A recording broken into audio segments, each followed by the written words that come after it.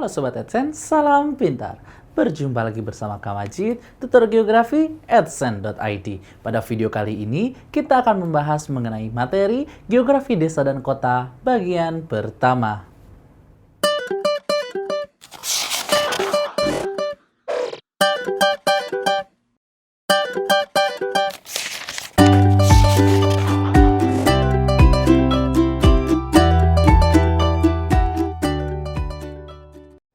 Baik teman-teman, materi kita kali ini adalah mengenai geografi desa dan kota. Nah, geografi desa dan kota ini bisa kita gambarkan sebagai salah satu kelanjutan dari sesudah kita mempelajari geografi kewilayahan atau regional geography. Nah, tetapi yang kita menjadikan fokus di sini adalah wilayah sudah jelas, antara ada desa dan juga wilayah kota. Nah, dalam bahasa Inggris biasa juga disebut sebagai urban and rural geography.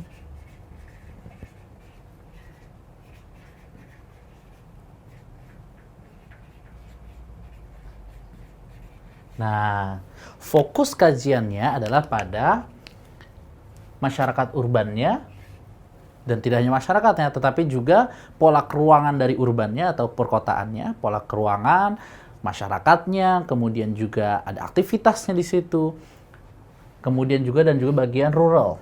Rural itu bisa kita terjemahkan sebagai desa ya teman-teman ya.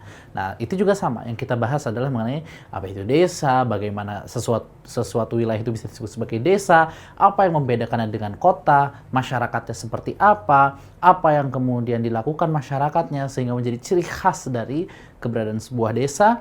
Dan di antara urban dan rural geografi ini adalah ada juga nanti setelah kita belajar urbannya seperti apa, ruralnya seperti apa, kita lanjutkan dengan interaksi antara urban dan rural, antara desa dan kota. Jadi antara urban dan rural ini pasti ada interaksinya ya teman-teman ya. Karena tidak mungkin satu wilayah itu berdiri dengan sendirinya. Dia pasti membutuhkan daerah lainnya. Urban membutuhkan rural, rural pun membutuhkan urban. Nah itu yang akan kita pelajari dalam geografi desa dan kota atau urban and rural geography. Nah teman-teman, yang kita bahas pertama kali dalam geografi desa dan kota ini adalah mengenai desa. Nah, sebelum kita masuk lebih lanjut mengenai desa, kita harus tahu dulu apa sih sebenarnya definisi desa itu. Ya, sebelum kita melakukan studi lebih lanjut terhadap suatu hal, kita harus bisa mendefinisikannya dulu. Define itself first. Kenapa? Karena kalau kita sudah bisa mendefinisikan, maka kita sudah jelas apa batasan-batasan yang akan kita kaji. Jadi kalau kita nanti sudah membahas desa, kita tidak akan overlapping atau mengambil alih bahasan mengenai kota. Begitu pula sebaliknya. Jadi kita lihat dulu definisi desa. Yang pertama adalah menurut Bintarto, seorang geograf Indonesia. Menurutnya desa adalah suatu hasil perpaduan antara kegiatan sekelompok manusia dengan lingkungannya. Definisi ini jelas masih sangat luas ya teman-teman ya, karena bisa dilihat hasil perpaduan antara kegiatan sekelompok manusia dengan lingkungannya itu tidak hanya desa, bentuknya bisa jadi kota, bisa dan lain sebagainya.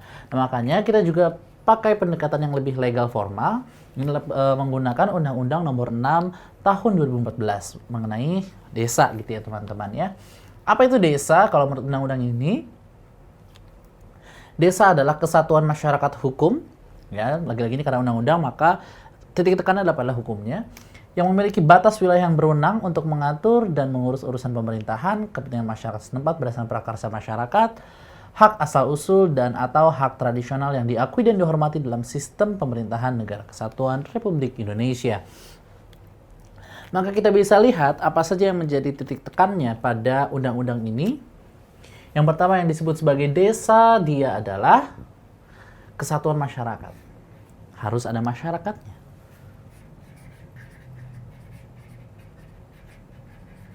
Nah, masyarakat ini diikat melalui hukum, ya.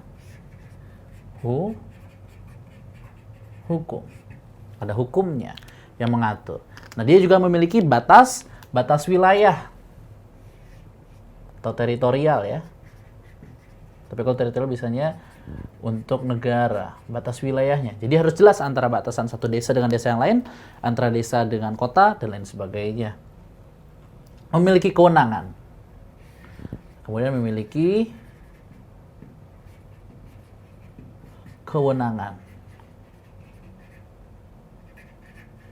Apa saja kewenangannya? Mengurus urusan pemerintahan, tentunya pemerintah tingkat desa. kemudian mengurus kepentingan masyarakat setempat. Ya, jadi masyarakat itu juga diurus berdasarkan prakarsa masyarakat. Prakarsa itu maksudnya adalah berdasarkan usaha yang dilakukan oleh masyarakatnya. Kemudian ada juga hak asal-usul atau hak tradisional yang diakui dan dihormati. Ini untuk desa-desa yang di dalamnya terdapat masyarakat tradisional yang masih menjaga tradisi adat istiadat secara turun-temurun, dan itu semua diakui dan dilindungi oleh Negara Kesatuan Republik Indonesia melalui hukum yang berlaku. Nah, itulah dia desa. Nah, jadi kita bisa lihat bahwa yang namanya desa itu titik tekannya ada pada masyarakatnya. Dia masyarakat nanti kita pelajari lagi adalah memiliki ciri-ciri masyarakat pedesaan yang mana dia berbeda dengan ciri-ciri dari masyarakat perkotaan sebagai jadikan kontrasnya. Kemudian memiliki batas wilayah, jelas ya, dan juga memiliki kewenangan tertentu. Kewenangannya adalah kewenangan untuk setingkat desa. Nah, itulah dia definisi desa. Nah, teman-teman, tadi kita sudah lihat bagaimana kita mendefinisikan suatu desa menurut ahli dan juga menurut undang-undang tentang desa. Nah, setelah kita mendefinisikan, kita harus melihat apa saja syarat-syarat suatu wilayah secara legal formal, secara hukum di Indonesia dapat diakui sebagai wilayah desa. Kita lihat syarat desa menurut undang-undang yang sama, yakni Undang-Undang Nomor 6 Tahun 2014. Yang pertama syaratnya adalah batas usia penduduk sekurang-kurangnya 5 tahun sejak pembentukan. Kemudian juga masih terkait dengan kependudukan, ialah jumlah penduduk minimalnya ada berapa. Nah, berdasarkan tempat desanya itu di provinsi atau di pulau yang mana. Kalau di Pulau Jawa, dia 6.000 jiwa atau 1.200 kepala keluarga. Jawa ini Banten, Jawa Barat, Jawa Tengah, Jawa Timur, Yogyakarta, gitu ya teman-teman ya. Kemudian Bali, ialah 5.000 jiwa atau 1.000 kepala keluarga. Sumatera, 4.000 jiwa atau 800 kepala keluarga. Sulawesi Selatan Utara, 3.000 jiwa atau 600 kepala keluarga. Provinsi Nusa Tenggara Barat, 2.500 jiwa atau 500 kepala keluarga. Sulawesi Tengah, Barat, Tenggara, Gorontalo, dan Kalimantan Selatan, 2.000 jiwa atau 400 kepala keluarga. Kalimantan Timur, Barat, Tengah, dan Utara, 1.500 jiwa atau 300 kepala keluarga. Provinsi Nusa Tenggara Timur, Maluku, dan Maluku Utara ialah 1.000 jiwa atau 200 kepala keluarga. Dan yang terakhir di Provinsi Papua dan Papua Barat ialah 500 jiwa atau 100 kepala keluarga. Itu adalah jumlah penduduk minimal bagi sebuah desa atau suatu wilayah bisa diakui sebagai desa. Tapi selanjutnya kita harus lihat juga syarat-syarat selanjutnya, yakni adalah pertama adalah mengenai wilayah kerjanya. Ini yang syarat ketiganya adalah mengenai wilayah kerjanya memiliki akses transportasi antar wilayah. Jadi berkaitan dengan aksesabilitas. Mengapa harus ada aksesabilitas? Karena yang namanya desa itu pasti nanti punya perangkat desa, ya kan? Kepala desanya, kemudian perangkat-perangkat desa lainnya. Kemudian juga adalah sosial budayanya dapat menciptakan kerukunan hidup bermasyarakat sesuai dengan adat istiadat desa. Ini kondisi dari sosial masyarakatnya. Kemudian memiliki potensi SDA, sumber daya alam, sumber daya manusia, dan sumber daya ekonomi yang mendukung. Ya, jadi desa itu harus punya potensinya, dan potensinya ini nanti bisa dikapitalisasi atau dimanfaatkan secara ekonomis dengan melalui namanya BUMDes, Badan Usaha Milik Desa. Misalnya satu desa adalah desa pertanian, desa agraris, dia memiliki badan usaha milik desa yang berkaitan dengan misalnya distribusi pupuk. Ya, itu teman-teman untuk membantu kegiatan produktivitas bagi masyarakat di pedesaannya. Kemudian adalah batas wilayah desa yang dinyatakan dalam bentuk peta desa yang telah ditetapkan dalam peraturan bupati atau wali kota. Jadi harus punya batas wilayah yang jelas dengan peta yang disahkan oleh pemerintah setempat. Syarat berikutnya adalah sarana dan prasarana bagi pemerintahan desa dan pelayanan publik. Dan syarat yang terakhir adalah tersedianya dana operasional, penghasilan tetap, dan tunjangan lainnya bagi perangkat pemerintah desa sesuai dengan peraturan perundang-undangan. Nah, ini adalah syarat-syarat daripada sebuah wilayah dapat kita katakan sebagai desa menurut Undang-Undang Nomor 6 Tahun 2014. Nah, teman-teman, tadi kita sudah lihat syarat suatu wilayah sebagai desa berdasarkan legal formal, berdasarkan undang-undang yang berlaku.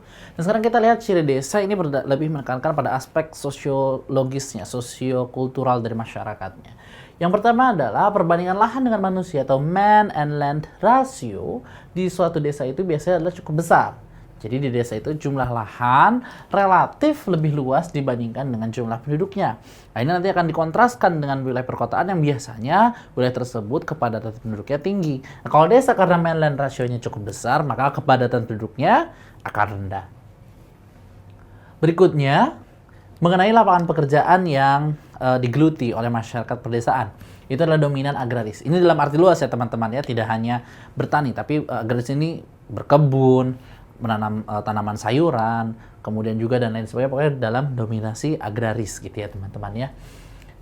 Itu biasanya ciri-ciri desa. Atau misalkan desanya dia desa di dekat laut atau di tepi pantai, maka dia cirinya adalah coraknya lebih ke maritim ya teman-teman ya. Kemudian hubungan antar warga desa amat akrab, atau bisa kita sebut sebagai masyarakat yang guyup gitu ya teman-teman. Kalau di sosiologi kenal ada istilah paguyuban. Nah, itu adalah ciri dari suatu masyarakat desa. Kenapa? Karena mereka punya tradisi yang dijalankan bersama, yang menekankan adanya gotong royong, kemudian juga kebersamaan antar sesama penduduk desa. Nah, itulah dia. Yang terakhir adalah ciri adalah tradisi lama masih berlaku. Nah, ini artinya ada faktor pengikatnya. Nah, pengikatnya adalah tradisi yang sama-sama dianut oleh masyarakat di suatu pedesaan tersebut. Sehingga itu juga menjadi ciri khas dari suatu desa. Nah, teman-teman, mari kita perhatikan adanya unsur suatu desa menurut Bintarto ya. Menurut Bintarto, adanya unsur-unsur desa ini menandakan bahwa suatu tempat itu jadi ciri apa bisa kita katakan sebagai sebuah desa gitu ya teman-teman ya. Ini lebih pada aspek teoritisnya. Yakni adanya daerah atau wilayah gitu ya, ada penduduknya dan ada juga tata kehidupannya. Tiga syarat ini merupakan yang nantinya akan memiliki ciri khas tersendiri bagi suatu desa yang nanti akan membedakan dengan desa yang lainnya. Nah, jadi dia harus punya daerahnya, harus jelas ada batas daerahnya, kemudian juga di dalam daerah tersebut harus ada penduduknya. Yang jelas penduduknya harus manusia ya teman-teman ya. Nah, kemudian juga ada tata kehidupan yang mengatur sesama penduduk di suatu desa tersebut, sama masyarakatnya. Nah, tata kehidupan inilah yang bisa kita sebut sebagai yang namanya adat istiadat bagi suatu masyarakat. Nah, selanjutnya masih menurut Bintarto yakni adalah fungsi desa. Nah, dari fungsi desa ini kita bisa lihat setidaknya dari 3 aspek utama. Yang pertama adalah terkait hubungan antara desa dengan kota. Desa merupakan hinterland ya. Jadi dia punya fungsi sebagai hinterland atau daerah pendukung. Ini dari bahasa Jerman ya teman-teman ya, bagi kotanya. Seperti menyediakan pasokan makanan bagi masyarakat kota. Karena biasanya di desa itu dia dominan agraris. Nah, karena agraris itu dia banyak bergerak di bidang produksi pertanian. Nah, produksi pertanian itu dimanfaatkan sebagai sumber pangan bagi masyarakat kota. Selanjutnya dari sisi ekonomi, desa juga berfungsi sebagai penyedia bahan mentah atau raw materials, ya, bahan mentah dan juga tenaga kerja atau manpower bagi kota itu teman-teman ya. Kenapa? Karena itu tadi bahan mentah itu banyak di daerah pedesaan yang masih sumber daya alamnya masih relatif lebih banyak dibandingkan dengan daerah perkotaan, dan juga tenaga kerjanya relatif banyak tenaga kerja dari pedesaan. Dan yang terakhir adalah dari sisi kegiatan kerja atau occupation. Ya, desa dapat diklasifikasikan sebagai desa agraris, manufaktur, industri atau nelayan dan sebagainya, yang semua ini juga merupakan fungsi dari desa tersebut. Jadi dia punya fungsi apa? Kalau agraris ya dia fungsinya fungsi pertanian, manufaktur ya fungsinya untuk mendukung industri manufaktur dan lain sebagainya. Itulah dia fungsi desa. Selanjutnya masih menurut Bintarto juga yakni adalah potensi dari sebuah desa. Secara umum potensi desa itu bisa dibagi menjadi 2. Ada potensi fisis, ada juga potensi non-fisis. Potensi fisis ini berkaitan dengan sisi fisikalnya, ya. Apa saja itu? Ada tanah gitu ya teman-temannya, ada air, ada iklimnya, ada ternaknya, dan ada yang jelas manusianya. Berikut adalah potensi non-fisisnya adalah ikatan kekeluargaan dan kegotong royongan dari masyarakat desa tersebut itu sendiri. Kemudian juga ada lembaga sosial dari sebuah desanya, dan adalah aparatur atau pamong desanya. Ini adalah fungsi atau potensi dari non-fisisnya bagi sebuah desa. Masih juga menurut Bintarto. Itulah dia beberapa pendapat Bintarto yang berkaitan dengan masalah perdesaan. Baik Sobat AdSense, sampai di sini dulu pembahasan kita mengenai geografi desa kota bagian pertama. Sampai jumpa lagi bersama Kak Majid di video yang lainnya. Salam pintar! Sekian Sobat AdSense untuk video pembelajaran hari ini. Sampai ketemu lagi di video belajar berikutnya. Jangan lupa aktifkan notifikasi untuk video terbaru kami ya. Sobat AdSense juga bisa mengunjungi adsense.id dan temukan ribuan video pembelajaran. Sampai jumpa Sobat AdSense, salam pintar!